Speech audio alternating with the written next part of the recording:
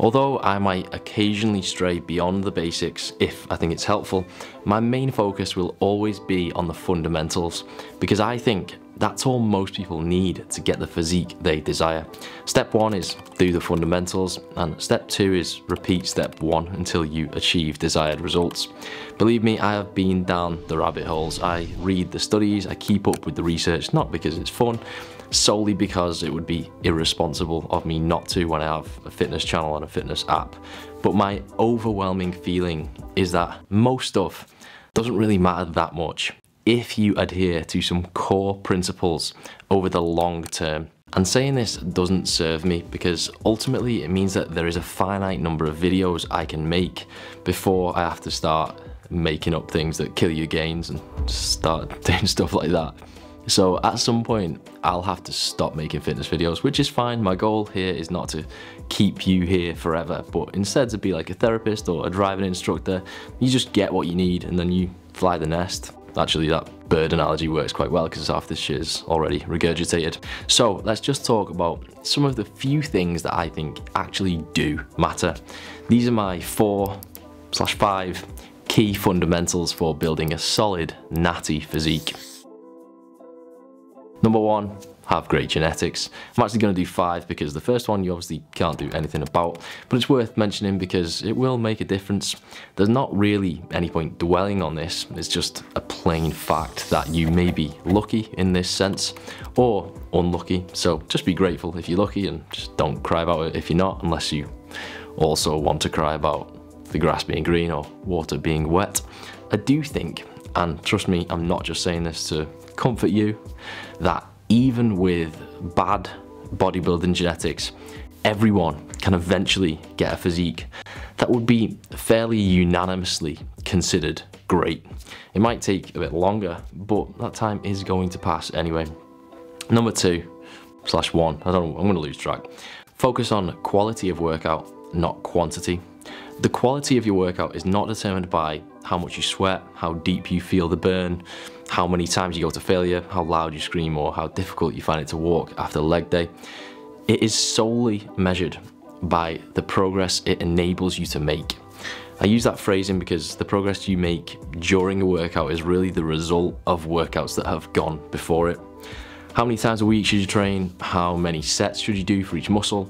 Sometimes this is kind of putting the cart before the horse. The bottom line is, if you're making progress, then you are doing enough volume. If you're not making progress, then adding more volume might, but won't always be a way to fix that. And it shouldn't be the only or even necessarily the first thing you think about changing. Reason being, if you just keep adding sets to your workouts, it's not going to be very long before you are training just about as much as you can.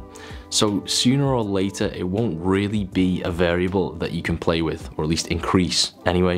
And that means that you're gonna have to think of ways to make your workout better without making it longer, i.e. improving the ROI of your workout.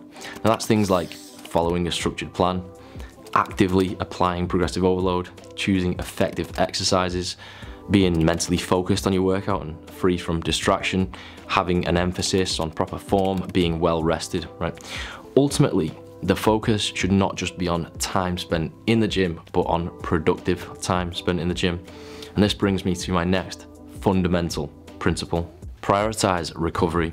This point is particularly pertinent, that was hard to say, for natural lifters, and it ties in with the previous one because part of ensuring that a workout is productive is ensuring that you can recover well from it. The reason I mention natural here is because although steroids are classed as a performance enhancing drug, they could equally and just as accurately be called recovery enhancing drugs. That means that people on gear can get away with more than us mere natty mortals, right? We might have to actually practice a bit of caution with our training load, particularly if we're not 18 anymore. I feel that. This means take days off when you need them, take a week off a few times a year if you want, go to bed early enough to get enough sleep if that's at all possible in your situation, eat nutrient-dense foods and eat enough of everything, try to manage any outside stress factors, do some mobility stuff here and there, get an ice bath and, you know, make sure you film it so everyone knows how sick you are on Instagram, whatever you need to do. The barometer should always be, do I feel ready to train when I train? Do my workouts feel good? And assuming everything else is as it should be, am I progressing? If not, then your work to recovery ratio is probably off. Number 4, 80-20 gain shred. All right, so this has basically turned into a list of Joey D's biggest life regrets. The 80-20 rule is already a thing, but I'm not talking about the one that's in like self-improvement or business books. I think you should be focusing on gaining muscle for roughly 80% of the time, and then losing fat for not more than 20% of the time, i.e. that's your rough bulk to cut ratio. These are obviously rough, somewhat arbitrary, but the point is you should spend very long periods going through the motions, eating a little above your maintenance, following a program, trying to get your lift up, and just really on autopilot with your training and diet. There is a finite rate of muscle gain you can achieve naturally, so if there's a limit to how fast you can gain, then all you can do is go for longer. Continue to just put money in the bank, and after 10 or 15 years, it's not gonna really matter if you were optimal in 2017 or if you could have gained muscle a little bit faster in this particular 6-month period.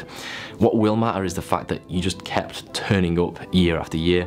I think a few weeks, maybe a month in a calorie deficit here and there just to lose a little bit of extra fat to prolong your bulk is fine, but I don't think it's even worth considering doing a proper 3-4 month cut and getting actually shredded unless you've been lifting for probably over 3 years, ideally closer to 5. Of course, that is somewhat dependent on your body composition. Of course, you do want to enjoy your physique when you're young, which is code for be shredded in Ibiza.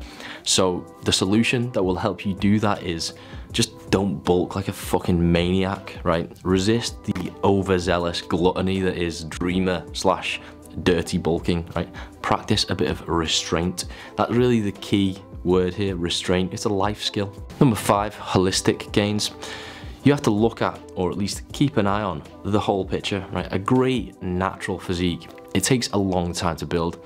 It requires, above all else, consistency. But consistency itself requires 2 things. 1, that you are able to actually stick to your routine, and 2, that you are inclined to stick to your routine. Illness and injury aren't always avoidable, they are part of life, but you should do what you can to at least mitigate risks, right? Don't do stupid shit in the gym, don't eat street food if it looks sketchy as fuck, you know. I'm not saying live in cotton wool, but just practice a little bit of risk management, and after that, you know, it's in the hands of the gods.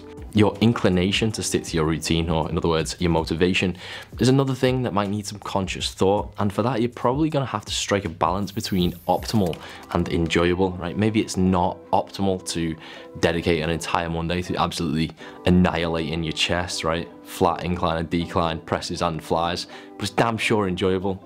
And if your training for the rest of the week is pretty well planned out, it might be worth that extra bit of enjoyment, right? Whatever keeps you going to the gym. Now, I'm not saying you have to go to the gym and lift weights forever, but at least put yourself in the position where that's a choice. There are certainly many more nuanced points that I could make, but generally speaking, here's the secret. Getting in great shape isn't complicated. You don't have to do everything right. You just have to do most stuff mostly right most of the time. If I have ever made it sound complicated, then that is my failure as an educator. See you later. Forgive me. See you later. Hi. Sorry. Joey Lenny is my hero.